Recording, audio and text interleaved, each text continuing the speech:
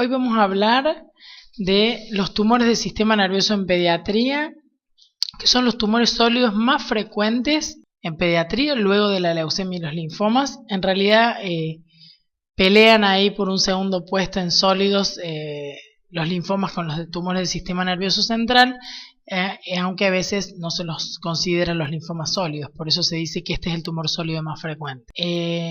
Esta frase me pareció interesante, que es de 1939, y que dice que el primer paso para el diagnóstico de un tumor cerebral infantil es sospechar su existencia. Podemos decir, a modo introductorio, que son los tumores sólidos más frecuentes y representan el 20 al 25% de los tumores en pediatría. Es importante saber y tener en cuenta que el 95% tiene al menos una alteración neurológica al momento del diagnóstico. Es decir, si bien la gran mayoría son de crecimiento lento, cuando se manifiestan y consultan tienen al menos una alteración neurológica, es decir, ya sea la cefalea, proptosis, miosis, cefalea, alteraciones en la visión, o algún otro síntoma. Esos son los más frecuentes.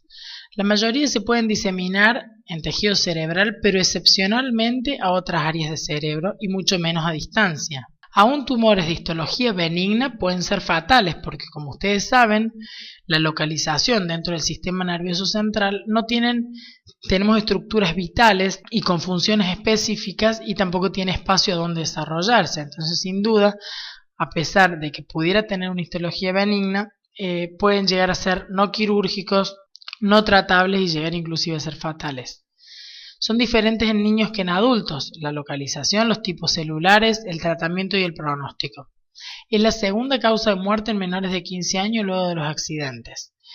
Incrementó la sobrevida desde un 70 o un 80% en la actualidad, si bien pueden llegar a tener una alta morbilidad, es decir, dejar muchas secuelas. Bueno, justamente decir de que causan morbilidad muchas veces permanente por el tumor o sus tratamientos, como son la radioterapia, que van a definir, por ejemplo, algunos déficits físicos, neuropsicológicos o bien secuelas neuroendocrinológicas. El tratamiento de vuelta es un desafío multidisciplinario, en donde participan neurocirujanos, patólogos, oncólogos, radiólogos, neurólogos, oftalmólogos y fisiatras principalmente. En los tumores cerebrales tenemos una incidencia de 3.3 casos cada 100.000 niños, y en los niños predominan los tumores infratentoriales en un 55%, excepto en lactantes, que predominan los supratentoriales, pero son muy infrecuentes. Los factores principales que incrementan el riesgo de malignidad en el sistema nervioso central pueden ser algunos desórdenes genéticos como la neurofibromatosis tipo 1 o tipo 2, la esclerosis tuberosa y exposición a radiaciones ionizantes. Hay algunos factores ambientales también descriptos, pero sin una evidencia concluyente, algunos factores dietéticos, telefonía celular, virus. Dentro de la frecuencia de los tumores del sistema nervioso central en pediatría, podemos decir que el mayor porcentaje los tienen los de bajo grado, ¿sí? Los astrocitomas cerebelares y bien el meduloblastoma o los gliomas del sistema nervioso son los más frecuentes. Los de alto grado tienen menor porcentaje. Un poco recordando la estructura del sistema nervioso central, podemos decir que el encéfalo tiene el cerebro, que consta de dos hemisferios, el cual controla la razón, el pensamiento, la emoción, el lenguaje, los movimientos musculares y la información sensorial. Si hubiera un tumor en esta área, puede manifestarse mediante un cuadro epiléptico, dificultad en el habla, cambio de carácter o personalidad, debilidad o parálisis, alteración en la visión, audición o sensibilidad, específicamente de un lado del cuerpo. Otra estructura aparte del cerebro, tenemos el cerebelo, que sabemos que maneja la coordinación del movimiento y el cambio del ritmo del habla. Por lo tanto, si hubiera un tumor en esta región, se puede manifestar mediante ataxia, adiadococinesia, alteración en la marcha con aumento de la base de sustentación y alteraciones del equilibrio. Otra estructura también importante es el tronco cerebral, que sabemos que son fibras nerviosas que controlan los músculos, sensibilidad y sensación entre el cerebro y el resto del cuerpo. La mayoría de los pares craneales se originan aquí y se controla la respiración y los latidos del corazón. Entonces, en esta área, que es muy importante, si existiera tumor, aparte de haber debilidad, disminución en el tono muscular, paresia, disminución de la audición, también podemos tener signos y síntomas que dificultan inclusive ejes principales de la vida, inclusive causan la muerte, como pueden ser dificultad para tragar y fallo cardiorrespiratorio. Otra estructura es el cordón espinal, que sabemos que presenta fibras nerviosas que transportan señales que controlan los músculos, la sensibilidad y la sensación, y controla el intestino y la vejiga. Por lo tanto, si hubiera un tumor en esta área, se manifestaría mediante debilidad, parálisis, parestesias. Específicamente en ambos lados del cuerpo, a diferencia de cuando hablamos al principio a nivel del encéfalo, que era de un solo lado. El líquido cefalorraquídeo es producido por los plexos coroideos. Los pares craneales se pueden también desarrollar tumores, específicamente, o los más frecuentes son los gliomas ópticos, y la clínica, por supuesto, varía según el nervio afectado. Y el sistema nervioso periférico, los tumores generalmente causan dolor, debilidad, pérdida de sensibilidad en el trayecto nervioso. Bueno, un poco a modo de resumen de estas estructuras que estuvimos hablando y las localizaciones según su histología de algunos de estos tumores. Lo que refiere a supratentorial, los más frecuentes son los gliomas de bajo grado, de alto grado, el ependimoma, neuroectodérmicos primitivos, oligodendrogliomas, tumores de plexos cordoideos y tumores neuronales. En la región celar, alrededor del 20%, los tumores más frecuentes son los craneofaringiomas, los tumores pineales y los tumores germinales y gliomas disencefálicos. ¿Sí? Y finalmente, en la infratentorial, que son alrededor del 50%, los más frecuentes son los meduloblastomas, los astrocitomas cerebelosos, ependimomas y gliomas del tronco encefálico, lo cual la mayoría de las veces no se pueden extraer quirúrgicamente, al menos el 100%, por las estructuras vitales que se manejan ahí. Podemos decir que también tenemos una clasificación según su histología, no solamente su localización. Cuando se originan en neuronas, paran su división luego del nacimiento, ellas normalmente, y generalmente no originan tumores, pero se dañan por estos. Cuando sí se originan en células gliales, que estas dan el soporte del cerebro, la mayoría de los tumores se originan aquí y se llaman gliomas. Normalmente, estas células crecen y se dividen lentamente hasta los 5 años. ¿Y cuáles son ellas? Son los astrocitos, que son encargados del soporte y la nutrición. Si hay daños, normalmente reparan.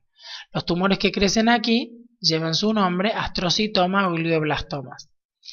En lo que respecta a las células que se denominan oligodendrocitos, estos son los encargados de producir la mielina y los tumores originados aquí se llaman oligodendrogliomas. Las células ependimarias tapizan los ventrículos y los tumores originados acá se denominan ependimomas.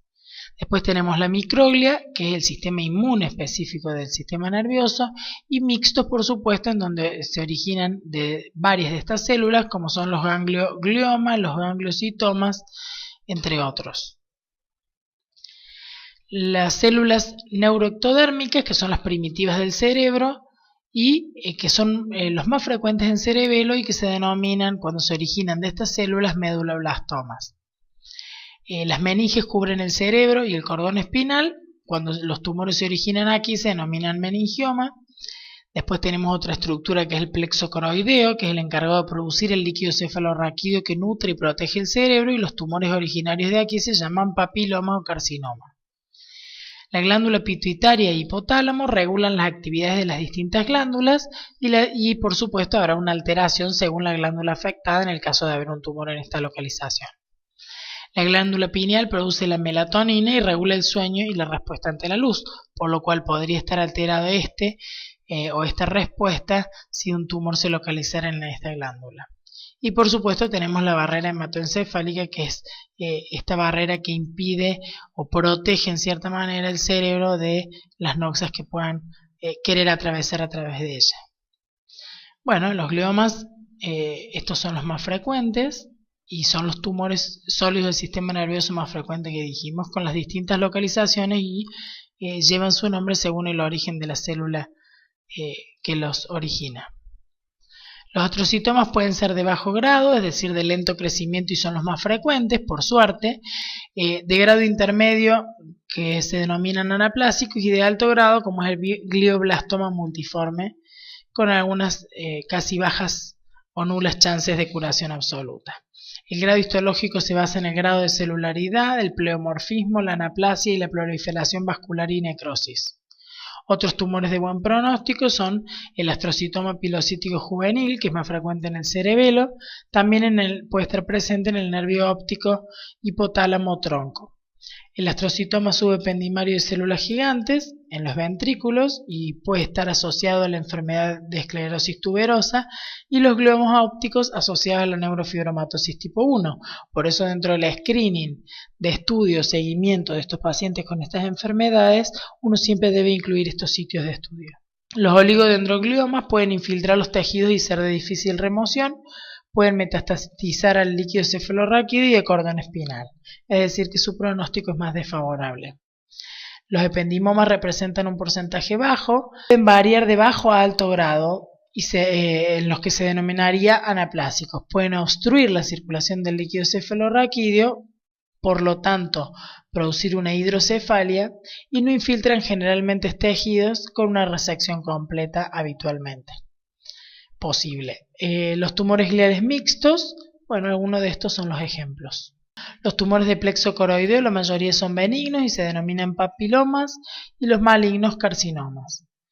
Los tumores neuroectodérmicos primitivos, que las siglas son NET, es frecuente, de crecimiento rápido y generalmente metastatiza el líquido cefalorraquídeo y llevan los nombres según su localización. Los meduloblastomas representan el 15%, en el cerebelo es el más frecuente, como les dije anteriormente, y lleva un tratamiento combinado de quimioterapia, cirugía y radioterapia. Los pinealoblastomas se originan en la glándula pineal, como bien su nombre los dice, y son de peor pronóstico. Los meningiomas, generalmente el comportamiento es benigno, salvo si se localiza en estructuras vitales. La cirugía es la base del tratamiento y los malignos se denominan meningiosarcoma. El craneofaringioma es de crecimiento lento, generalmente en la región del hipotálamo pituitaria, y genera alteraciones endocrinológicas que a veces son las manifestaciones por las cuales el paciente consulta. Las características imagenológicas generalmente son sólidos y quísticos y pueden estar muy cerca del nervio óptico, lo cual dificulta la cirugía y la exéresis completa. Los schwannomas también son benignos en su mayoría y generalmente están localizadas cerca del cerebelo. La manifestación más frecuente es la alteración de la audición cuando afectan el trayecto del nervio auditivo, produciéndose entonces el neurinoma del acústico. En cordón espinal, la debilidad, la alteración del sensorio, los problemas intestinales y vejiga principalmente pueden estar presentes en la neurofibromatosis. Los cordomas pueden ser del hueso y producir un daño neurológico progresivo. En cuanto a los tumores germinales, hay una migración y un desarrollo inadecuado de las células germinales, es más frecuente en la glándula pineal y pituitaria, y el diagnóstico se define mediante biopsia o bien marcadores tumorales en sangre o líquido cefalorraquídeo, que son la alfa-fetoproteína y la beta-gonadotrofina coriónica. El más frecuente es el germinoma y también tiene tratamientos combinados de cirugía y quimioterapia. El neuroblastoma es raro en cerebro o cordón espinal, pero puede presentarse.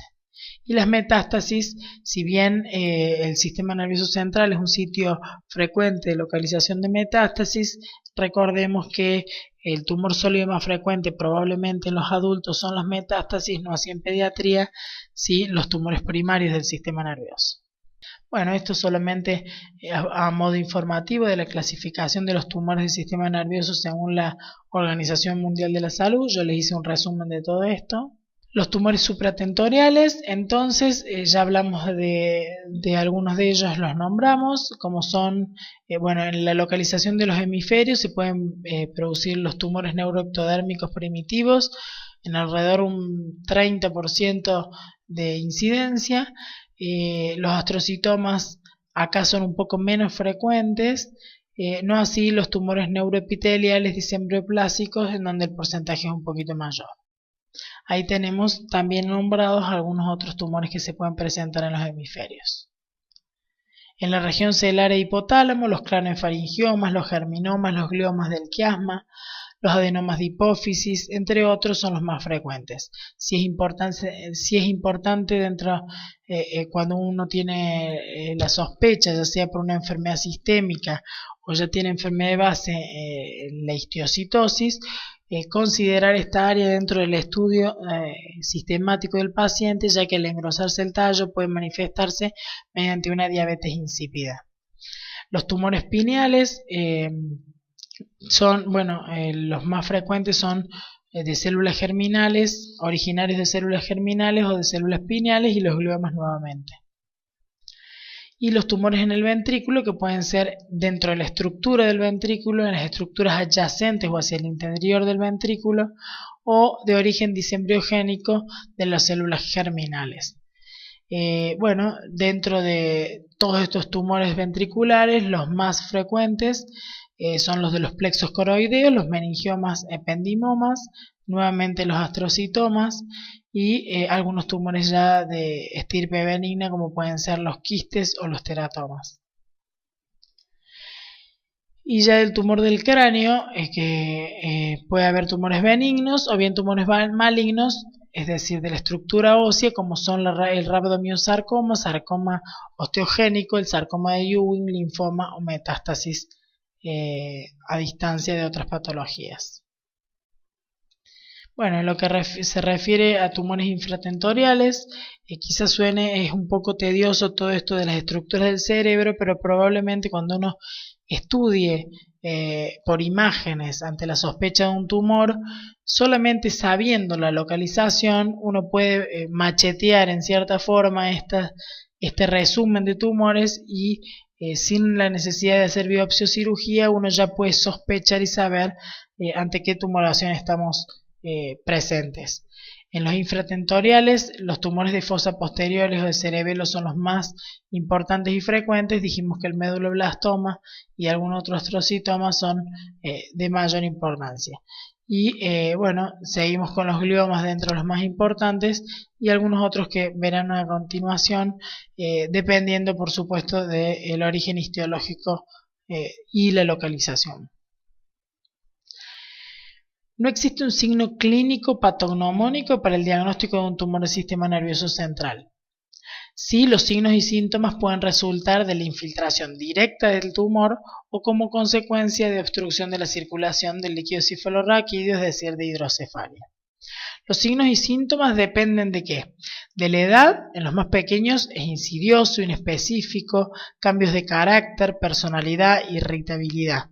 Por supuesto, depende también de la localización del tumor, como dijimos, depende del área afectada, la manifestación que va a tener, y de la presencia o no de hipertensión endocraniana.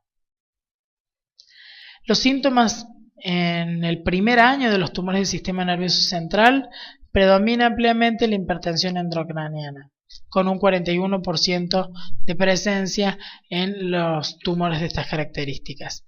Luego sigue la epilepsia, los vómitos, afectación de pares craneales, alteración de la conciencia, anorexia, exoftalmo o síntomas piramidales en menor frecuencia. Los tumores más frecuentes en esta edad son los astrocistomas, los tumores de plexo, los meduloblastomas y los ependimomas. La hipertensión endocraniana, que es un signo guión en esta patología, inicialmente puede ser insidioso, no específico y sin localización. En la edad escolar declina el rendimiento escolar, aparece la fatiga, cambios de personalidad y cefaleas intermitentes inespecíficas, y más tarde pueden aparecer las cefaleas matutinas, por eso hay que indagarlas a la característica específica de la cefalea, porque no tienen características migrañosas, y también pueden aparecer los vómitos, la somnolencia y el papiledema. La cefalea específicamente despierta de noche o está presente al caminar en la mañana y luego va decreciendo a lo largo del día. Incrementa con el decúbito al aumentar la presión intracraniana y cede con los vómitos, matutinos o nocturnos con o sin mareo. Más adelante esta cefalea obviamente se hace más intensa en severidad y frecuencia y exacerba con la valsalva. Es decir, que estas características de la cefalea uno debe tenerlas en cuenta cuando el paciente consulta por exclusivamente este síntoma.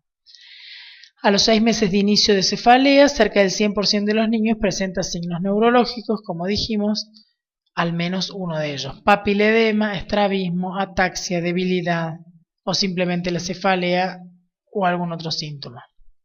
El papiledema, si está ausente, no excluye que haya presencia de hipertensión endocraniana. Recordar que la hipertensión en niños pequeños se puede manifestar mediante la irritabilidad, la anorexia, el fallo de crecimiento, el retraso del desarrollo mental o regresión, la macrocefalia, la separación de las suturas craneales, la fontanela bombada y la parálisis del sexto par aislada. No es frecuente en la edad de la lactancia los tumores del sistema nervioso. El síndrome de Parinau está asociado a alteraciones oftalmológicas como consecuencias de la hipertensión endocraniana, y el síndrome de línea media se denomina cuando hay síntomas de hipertensión endocraniana en ausencia de datos de focalidad, específicamente en tumores supra e infratentoriales. Los síntomas focales: en los tumores supratentoriales se puede presentar síntomas y signos focales previos a los de hipertensión endocraniana, como son la hemiparesia, trastornos de sensibilidad, la hiperreflexia, epilepsia, sine qua non de masa supratentorial, alteraciones visuales, es decir, pérdida de visión más frecuentemente, problemas de comportamiento en los tumores frontales y fallos de crecimiento o emaciación en los tumores hipotalámicos principalmente.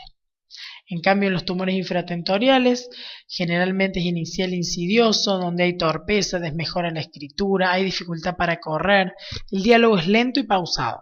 Puede aparecer también la ataxia, neuropatías craneales o signos de lateralización con dismetría apendicular y nistagmos.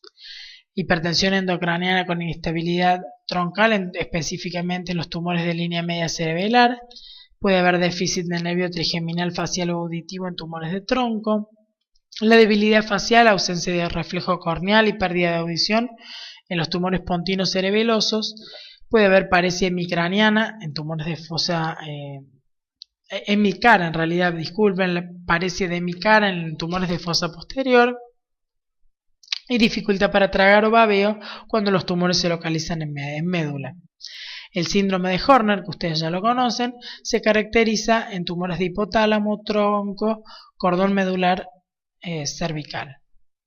Algunos de los síntomas inespecíficos que no tienen que ver específicamente con la localización del sistema nervioso son cambios de personalidad, disminución del rendimiento escolar, detención o retroceso del desarrollo psicomotor, es decir, en niños más pequeños dejan de aparecer o retroceden los hitos madurativos adquiridos. Puede haber hemorragia intracraneal, subaracnoidea o intratumoral, específicamente es más frecuente en el medulloblastoma. Puede haber macrocefalia, vómitos, crisis, retraso psicomotor en lactantes, un poco con lo que decía recién, y problemas perinatales como la hidrocefalia intrauterina, distocia, parto prematuro, sufrimiento fetal en tumores cerebrales congénitos. El 15% de los tumores del sistema nervioso central, que son los meduloblastomas, los germinales, ependimoma y gliomas de alto grado, se diseminan a otros sitios del sistema nervioso central al momento del diagnóstico. Es decir, es baja su incidencia, pero puede estar presente.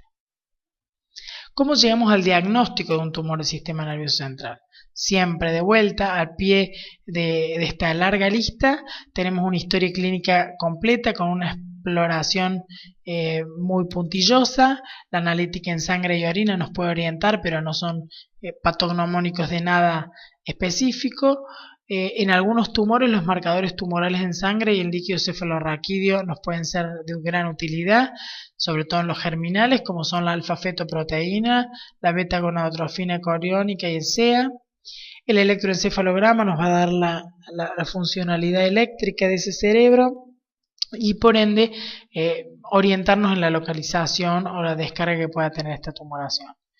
el ultrasonido en los más pequeños y que tengan fontanela permeable, la radiografía simple, sobre todo en tumores de la silla turca, que uno pueda llegar a ver la deformación ósea donde estos se localicen. El SPECT es un estudio funcional de perfusión cerebral, también se utiliza para el diagnóstico. La citología del líquido cefalorraquídeo a través de la extracción de este por punción lumbar. La angiografía cerebral en tumores con gran vascularización. La mielografía puede utilizarse, no es de lo más utilizado en pediatría, y la valoración neuropsicológica, por supuesto, coadyuvante de todo lo anterior. La resonancia nuclear magnética nos da una mejor definición tumoral, siempre debe ser con contraste, en donde se puede ver la visión de los tumores ocultos por estructuras óseas en base de cráneo. Las imágenes son en 3 planos de espacio, lo que mejora la planificación quirúrgica, y también sirve en seguimiento para detectar recidivas, diagnósticos diferenciales de complicaciones. Tiene el método FLAIR, imágenes que se puede observar también imágenes planas, rápidas y capacidad de obtener medidas volumétricas. Es el estudio de cabecera y principal de imágenes que se debe realizar ante la sospecha de un tumor del sistema nervioso. La angioresonancia nos va a mostrar la naturaleza y vascularización del tumor y detecta invasión de estructuras vasculares. Bueno, por supuesto que la tomografía informa la presencia del tumor, el tamaño, la forma y densidad, nos da un parámetro de la localización, el comportamiento con el contraste, la calcificación, la necrosis, tiene necrosis o quiste, el edema peritumoral, si existen desplazamientos o herniaciones cerebrales, la alteración de estructuras óseas, la hidrocefalia, hemorragias. Es imprescindible en el postquirúrgico para la detección de complicaciones y seguimiento. Como bien sabemos, en la mayoría de las instituciones disponemos probablemente más rápidamente y más frecuentemente, independientemente de donde desarrollemos nuestra profesión, la tomografía se hace de primera instancia y se puede, se puede realizar en primer orden cuando llega un paciente ya sea grave o con algunos síntomas en donde uno sospecha estas patologías. Bueno, acá tenemos algunos ejemplos. En la primera imagen podemos observar un glioma supratentorial. Ahí se observa redondeado que cambia la estructura del cerebro normal. Acá tenemos una resonancia con un méduloblastoma en la fosa posterior. También está redondeado, siempre recordando que todo cerca del área del tronco cerebral siempre es mucho más difícil el acceso quirúrgico y las modificaciones terapéuticas locales. Acá tenemos glioma del tallo óptico con una forma ya glioma del tallo con una forma un poco más redondeada pero quística, no tan sólida, o ambas partes. Y bueno, acá tenemos el ejemplo de la compresión medular invadida por un tumor. El tratamiento básicamente en este caso, diferente a la mayoría de las otras patologías que hemos ido viendo, en primer orden se encuentra la cirugía, la radioterapia y la quimioterapia. Es decir, en la mayoría de las otras patologías oncológicas de la infancia, en primer orden se utiliza la quimioterapia y nos ayuda, o parte del tratamiento a veces está incluida la cirugía o no. En este caso, la base número 1 del tratamiento de los tumores del sistema nervioso es la cirugía. Entonces, esta primera opción terapéutica, que es la cirugía, nos sirve para establecer diagnóstico y reducir volumen tumoral. Podemos tener un abordaje directo para exéresis total o lo más amplia posible.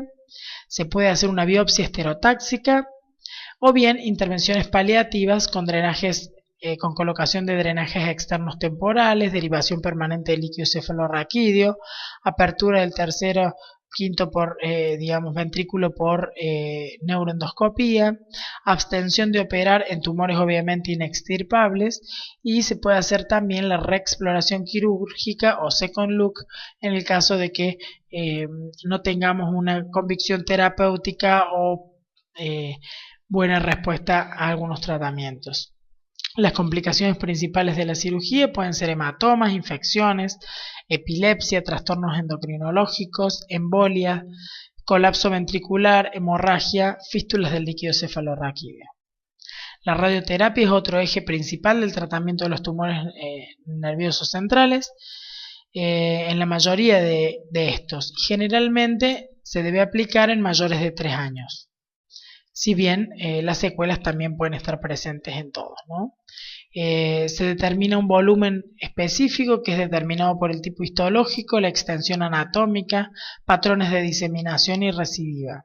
La radioterapia local en tumores malignos, en recidivantes, en exéresis incompletas y en tumores de bajo grado inextirpables. La radioterapia convencional en tumores de largos volúmenes, la radioterapia conformada tridimensional, como así también la intensidad modulada son los actualmente más utilizados, y la hiperfraccionada también. La radiocirugía estereotáxica también es muy importante, en algunos tumores específicamente, se utiliza más en adultos, pero también tiene amplia aplicación en pediatría. La braquiterapia intersticial es la implantación de fuentes radioactivas directo en el encéfalo, no es de lo más utilizado en pediatría. Y la quimioterapia puede seguir a la radioterapia o a la cirugía o precederla. Otorga beneficios específicamente en el postquirúrgico por ruptura de la barrera hematoencefálica y es más eficaz antes que la radioterapia produzca cambios vasculares que impidan el paso de las drogas, y la toxicidad es menor. Muchas veces se la utiliza para achicar los tumores, lo cual va a facilitar posiblemente a la intervención quirúrgica que deba ser necesaria por el especialista. Como tratamientos coadyuvantes nombramos siempre en primer orden a la dexametasona como antiinflamatorio número 1, y generalmente estos tumores acompañados, ya sea el tumor per se o los tratamientos que les aplicamos por el edema local que generalmente se produce, utilizamos la dexametasona. Se utilizan también anticonvulsivantes, ya sea que tengan las convulsiones o en forma preventiva para que no las tengan según la localización. Se pueden utilizar hormonas de sustitución, específicamente en tumores que afectan glándulas que tengan esta pérdida de función hormonal específica. Se puede hacer monitorización por PIC, es decir, por la presión intracraneana, en tumores de gran tamaño, de gran volumen o con hidrocefalia. Y generalmente se requiere de terapia intensiva, sedación y, si es importante, la tomografía postquirúrgica por las posibles complicaciones y controles evolutivos que nombré anteriormente. Como secuelas del tratamiento de la radioterapia va a depender de la dosis total, del fraccionamiento, del intervalo de dosis, de los volúmenes, de la edad del niño y del tipo de tumor. Generalmente son agudas, se produce un daño directo o un daño endovascular, y más tardíos, depende de la dosis y del volumen empleado, y son generalmente la necrosis, la leucoencefalopatía progresiva, que es irreversible. Las secuelas neurológicas dependen de la localización. Generalmente hay alopecia tras la radioterapia que entre 2 a 3 meses posteriores, generalmente determinada, recuperan el pelo. El retraso pondoestatural por déficit de hormona de crecimiento o irradiación a la columna vertebral. Todo va a depender también de la edad en que uno aplique esta terapia. Las disfunciones endocrinológicas según la localización, como dijimos. Arteriosclerosis precoz, alteraciones neuropsicológicas y trastornos del aprendizaje también pueden estar presentes, y un segundo tumor a largo plazo o en forma tardía en un porcentaje de alrededor hasta el 5%. Bueno, el pronóstico, la mortalidad a 30 días de la cirugía según el tipo tumoral, generalmente son los de mayores en los gliomas de alto grado, mucho menos en los de fosa posterior o supratentoriales de histología más benigna. Según el grado de exéresis tumoral, por supuesto va a depender el pronóstico, no es lo mismo si uno se extirpa en forma completa que si es parcial. Si hubo necesidad de radioterapia y según la localización y la histología, por supuesto. El seguimiento sistemático con neuroimágenes es muy importante, sobre todo en tumores de la región celular, meduloblastomas, ependimomas del cuarto ventrículo, y mejoró la calidad de vida notablemente en el último tiempo, si bien se observa entre un 20 y un 40% de déficit cognitivos parciales y solamente un 10% con incapacidad grave. Siempre son de peor pronóstico los tumores que aparecen a menor edad con localización hemisférica o difuso del tronco y obviamente en algunas histologías específicas que nombramos. Muchas gracias.